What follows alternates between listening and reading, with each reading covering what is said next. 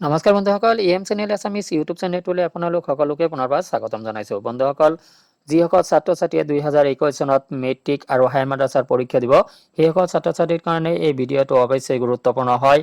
বন্ধুসকল, এইবাৰ মেট্ৰিক আৰু হায়াৰ মাদ্ৰাছা পৰীক্ষাসমূহ এছ প্লান পদ্ধতিৰে কৰা হ'ব। আৰু এই এছ প্লান পদ্ধতি কি? বন্ধুসকল, পৰীক্ষাৰ আগতে কিছুমান নিয়ম, পৰীক্ষা সংক্ৰান্তীয় কিছুমান যথেষ্ট গুৰুত্বপূৰ্ণ নিয়ম আপোনালোকে জানি ল'ব লাগিব। আৰু পৰীক্ষাৰ আগতে আপোনালোকে এই নিয়মসমূহ জানি লওক।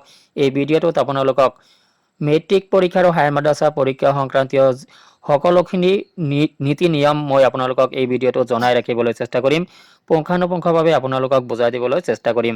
বন্ধুসকল, আহক প্ৰথমতে আমি এই তথ্যখিনি জানি লওঁ। প্ৰথমতে ইয়াতে চাওক, কোভিড পৰিস্থিতিৰ বাবে CBSE দশম শ্ৰেণীৰ পৰীক্ষা বাতিল, দ্বাদশ শ্ৰেণীৰ পৰীক্ষা স্থগিত। হয় বন্ধুসকল, দশম শ্ৰেণী CBSE দশম শ্ৰেণীৰ পৰীক্ষা বাতিল কৰা হৈছে আৰু দ্বাদশ শ্ৰেণীৰ পৰীক্ষাসমূহ স্থগিত ৰখা হৈছে। কোভিড পৰিস্থিতিৰ বাবে CBSE দশম শ্ৰেণীৰ পৰীক্ষা বাতিল কৰা হ'ল।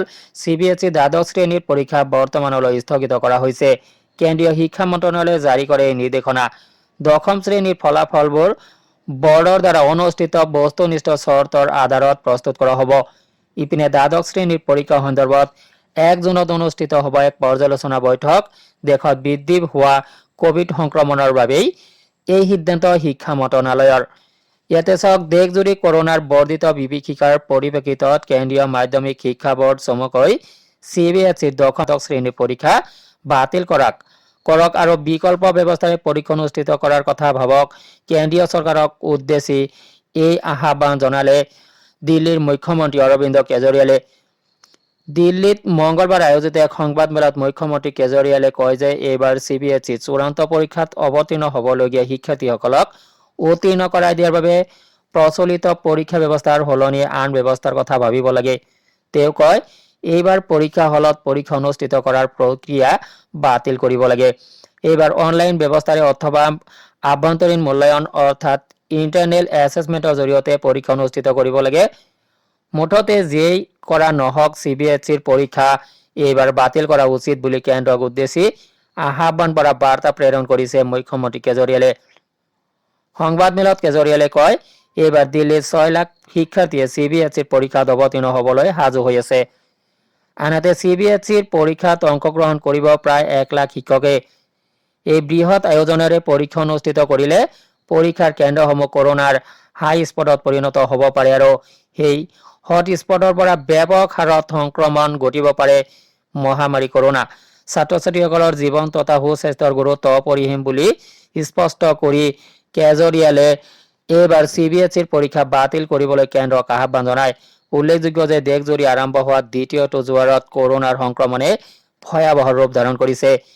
এইবাৰ মহামাৰীৰ ভয়াৱহতাৰ মাজতে দশম আৰু দ্বাদশ শ্ৰেণীৰ চূড়ান্ত পৰীক্ষা অনুষ্ঠিত কৰিবলৈ CBSE সাজু হৈ থকাৰ বিষয়টোক লৈ ব্যাপক বিতৰ্ক তথা প্ৰতিক্ৰিয়াৰ সৃষ্টি হৈছে। কৰোনাৰ বিভীষিকাৰ মাজতো শিক্ষাৰ্থীৰ জীৱনক লৈ হেতালি খেলি পৰীক্ষা অনুষ্ঠিত কৰিবলৈ সাজু হোৱা বুলি CBSEক সমালোচনা কৰিছে ৰাজনৈতিক ক্ষেত্ৰখনৰ লগতে বিভিন্ন ক্ষেত্ৰৰ সৈতে জড়িত বহু শীৰ্ষস্থানীয় ব্যক্তিয়ে। বিভিন্ন ৰাজ্যৰ পৰীক্ষাৰ্থীসকলেও এইবাৰ পৰীক্ষা বাতিল কৰিবলৈ অথবা পিছুৱাই দিবলৈ CBSEক আহ্বান জনাই আহিছে। এনে প্ৰেক্ষাপটৰ মাজতে দিল্লীৰ মুখ্যমন্ত্ৰী কেজৰিৱালে CBSEৰ পৰীক্ষা বাতিলৰ পদক্ষেপ ল'বলৈ কেন্দ্ৰক আহ্বান জনোৱাটো বিশেষভাৱে তাৎপৰ্যপূৰ্ণ বুলি বিবেচিত হৈছে। মন কৰিবলগীয়া যে দিল্লীত কৰোনাৰ সংক্ৰমণে ব্যাপক ৰূপ ধাৰণ কৰাৰ পৰিপ্ৰেক্ষিতত কেজৰিৱাল নেতৃত্বাধীন চৰকাৰে দিল্লীৰ সকলো শিক্ষানুষ্ঠান ইতিমধ্যে বন্ধ কৰি দিছে। পৰৱৰ্তী জাননী নিদিয়া পৰ্যন্ত দিল্লীৰ সকলো বিদ্যালয়তে নৱম শ্ৰেণীৰ পৰা দ্বাদশ শ্ৰেণীলৈকে অফলাইন ভিত্তিক শৈক্ষিক প্ৰক্ৰিয়া বন্ধ থাকিব বুলি যোৱা শুক্ৰবাৰে জাননী জাৰি কৰিছিল দিল্লীৰ শিক্ষা বিভাগে। মন কৰিবলগীয়া যে কৰোনাৰ বৰ্ধিত বিভীষিকাৰ পৰিপ্ৰেক্ষিতত মহাৰাষ্ট্ৰ, ছত্তীশগড়, উত্তৰ প্ৰদেশ আৰু পঞ্জাৱকে ধৰি কেইবাখনো ৰাজ্যত ৰাজ্যিক বৰ্ডৰ দ্বাৰা পৰিচালিত এইবাৰৰ দশম আৰু দ্বাদশ শ্ৰেণীৰ পৰীক্ষাৰ সূচী সলনি কৰিছে তথা পৰীক্ষা স্থগিত ৰখাৰ কথা ঘোষণা কৰিছে। সেই অনুসৰি এইবাৰ মহাৰাষ্ট্ৰৰ ৰাজ্যিক শিক্ষা বোৰ্ডে অনুষ্ঠিত কৰা দশম আৰু দ্বাদশ শ্ৰেণীৰ পৰীক্ষাৰ সময়সূচী সলনি কৰা হৈছে। মহাৰাষ্ট্ৰৰ শিক্ষামন্ত্ৰী বৰ্ষা গায়কোৱাডে ঘোষণা কৰা মতে কোভিডৰ বিভীষিকাৰ পৰিপ্ৰেক্ষিতত ৰাজ্যখনত ৰাজ্যিক শিক্ষা বোৰ্ডৰ দ্বাদশ শ্ৰেণীৰ পৰীক্ষা মে মাহৰ শেষৰ ফালে আৰু দশম শ্ৰেণীৰ পৰীক্ষা জুনত অনুষ্ঠিত কৰা হ'ব। আনহাতে পঞ্জাৱৰ বিদ্যালয় শিক্ষা বোৰ্ডে জাননীযোগে স্পষ্ট কৰি দিছে যে কোভিড-19ৰ পৰিপ্ৰেক্ষিতত দশম আৰু দ্বাদশ শ্ৰেণীৰ পৰীক্ষা পিছুৱাই দিয়া হৈছে। ইফালে ভূপেশ বাঘেল নেতৃত্বাধীন ছত্তীশগড় চৰকাৰে এইবাৰ ৰাজ্যখনত দশম আৰু দ্বাদশ শ্ৰেণীৰ পৰীক্ষা বাতিলৰ সিদ্ধান্তৰ কথা ঘোষণা কৰিছে। অৱশ্যে দ্বাদশ শ্ৰেণীৰ পৰীক্ষা সন্দৰ্ভত কি সিদ্ধান্ত লোৱা হ'ব সেই বিষয়ে এতিয়ালৈকে ৰাজহুৱা কৰা নাই ছত্তীশগড়ৰ শিক্ষা বোৰ্ডে।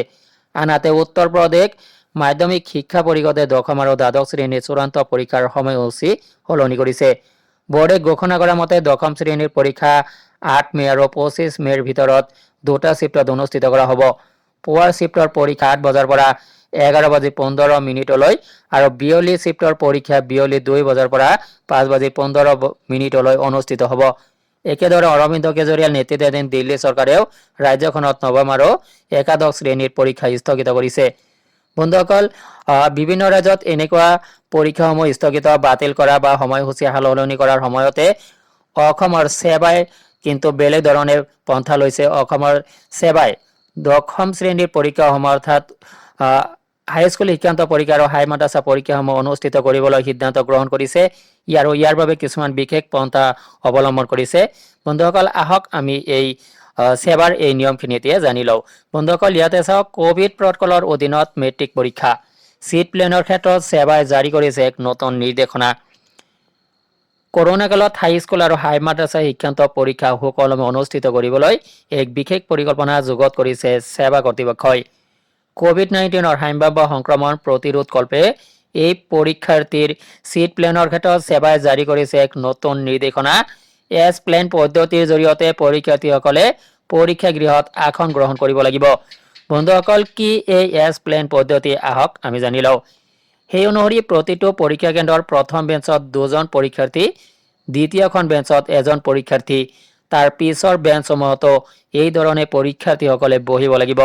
অৰ্থাৎ বন্ধুসকল, সচৰাচৰ আপোনালোকে যেনেদৰে মেট্ৰিক পৰীক্ষা দিয়ে চিট প্লেনবিলাক যেনেকুৱাভাৱে হয়, এইবাৰ সেই চিট প্লেনসমূহ এনেকুৱাভাৱে নহ'ব। এছ আকৃতিৰ হ'ব চিট প্লেনসমূহ। অৰ্থাৎ প্ৰথম বেঞ্চত 2জন, দ্বিতীয় বেঞ্চত 1জন, তাৰ পিছত তৃতীয় বেঞ্চত 2জন, চতুৰ্থ বেঞ্চত 1জন, এনেকুৱাভাৱে এছ আকৃতিৰ হ'ব। তদুপৰি পৰীক্ষা অনুষ্ঠিত হ'বলগীয়া প্ৰতিটো কেন্দ্ৰত দায়িত্ব থকা শিক্ষক নিৰীক্ষকে প্ৰতিষেধক লোৱাটো বাধ্যতামূলক। কোভিড ভেকচিন লোৱাটো বাধ্যতামূলক হ'ব শিক্ষক নিৰীক্ষক সকলোৰে কাৰণে। একেদৰে কোভিডৰ বাবে সেৱাই প্ৰতিটো পৰীক্ষা কেন্দ্ৰলৈ মাস্ক চেনিটাইজাৰৰ বাবে প্ৰেৰণ কৰিব ধন। প্ৰতিটো কেন্দ্ৰৰ প্ৰতিগৰাকী পৰীক্ষাৰ্থীৰ বাবে এইবাৰ 25 টকাকৈ দিব সেৱাই। মুঠতে কোভিডৰ সকলো বিধি পালন কৰি পৰীক্ষা অনুষ্ঠিত কৰিবলৈ সাজু হৈছে সেৱা কৰ্তৃপক্ষই। উল্লেখযোগ্য যে অহা 11 মেৰ পৰা 3 জুনলৈ অনুষ্ঠিত হ'ব হাইস্কুল আৰু হাই মাদ্ৰাছাৰ চূড়ান্ত পৰীক্ষা।